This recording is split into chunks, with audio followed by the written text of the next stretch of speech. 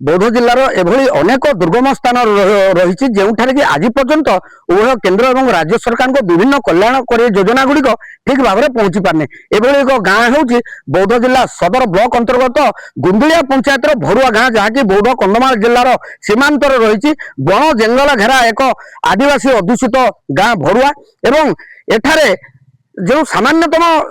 जोगाजोगर विच्छिन्नता हेतु एठारे आंबुलांस सेवा ठारू नहीं यही गाँव में विद्यालय नथिबारु 50 रु ऊर्ध्व जो विद्यार्थी माने अन्यत्र चली जाउछन्ति पाठ पढ़िया पे बहुत असुविधार सम्मुखीन होउछन्ति एवं सबुठारु आश्चर्य कथा ये एठारे स्वाधीनतार 80 वर्ष पर्यंत एठारे विद्युत आलोकर जो समस्या रही आसला एवं एथि सहित विभिन्न समस्या रही आसी जेहेतु गमनागमन समस्या अच्छी तेणु विभिन्न समस्या अच्छी एवं गत सप्ताह जो बौद्ध जिलापाल पहुंची स्थान को यही स्थान जो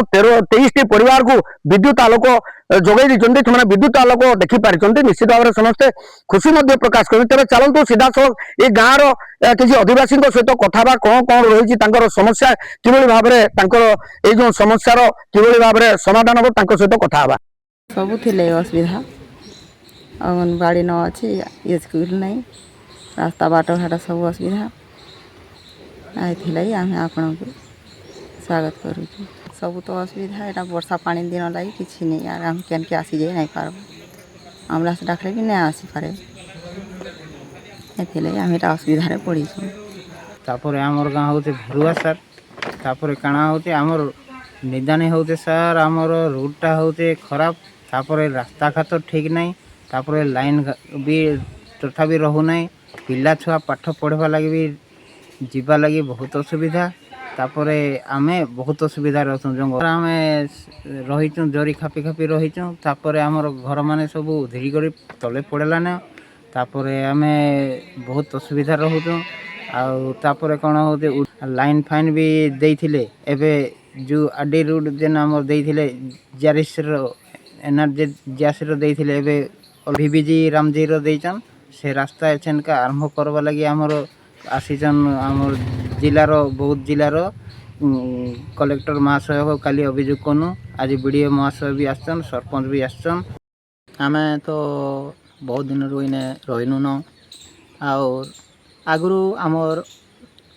बुढ़ा लोक मैंने जिते बेले थिले से माने तांकर जीवन अतिबाहित करते नदी रू पानी बोही करी आगरे पानी रो सुविधा नाई थिला एबे नलकूप किछिटा हो गला तापर आज पर्यंत रास्तार सुविधा नाई स्कूल के जीवा लगी पिला मन को बहुत असुविधा हो 4-5 किलोमीटर चली कर जाऊँ स्कूल रो सुविधा नहीं और गाँव रे असुविधा हेले केते बेले केन पेसेंट लगी एम्बुलेंस गुटे आसी पारु नाही और आम खटर बोही कर नौचु कि साइकेल रे भी बसई कर नौचु एमती कि आमर बाइक गुटे भी जीवा लगे असमर्थ बहुत असुविधा रे चलुचु साइके रास्ता गुटे नाही कि कार पक्का घर बैलाटा नाही तो सब एमती हैरान होच्छे आज्ञा आउ कौन अधिक कहबी मेन कथा है करेन्ट रोना तापर रास्ता टिके वर्षा हेले जाई होनी गाड़ी मोटर सुविधा किसी ना आउ पिला छुआ पाठ पढ़ाई भी असुविधा होती स्कूल पाखरे नहीं बोली पढ़ाई असुविधा होमती प्रोब्लेम है कि चलीचु आज्ञा आम तो बौद्ध ब्लॉक रो गोटे बण मनीष एरिया कहले चले एटा आम बण मनीष भाया अच्छु आमर सुविधा टी देखा आसते कलेक्टर सार आसते बीडीओ सार आसते आम आवेदन करचु जदि आम समस्त प्रति ये दया हम ताले आमर सब सुविधा आम सहित अच्छा भरुआ गाँव आउ जड़े युव भाई जड़े अच्छा क्या कह आज्ञा के असुविधा अच्छे तो बहुत असुविधा आज्ञा रास्ता घाट लाइन फाइन केते वर्षा हेले पलौजे रास्ता घाट आम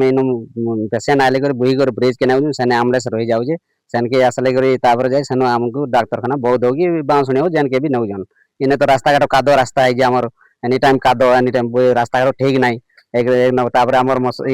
जंगल एरियाटा केते हाथी घोड़ा केते करा साप कटिया लाइन फाइन सुविधा ना कि ना आमर इने लगे आम बहुत बड़ असुविधा मोर कह अच्छा विगत किछि दिन तले बोध जिलापाल आसी गाँव को लाइन देचन एबे वर्तमान भिविजी रामजी रे आपन गाँव को सड़क पथ लगे वीडियो भी पहुंची केते खुशी अच्छन कि काना कहबे नहीं आज्ञा आम बहुत खुशी अच्छु से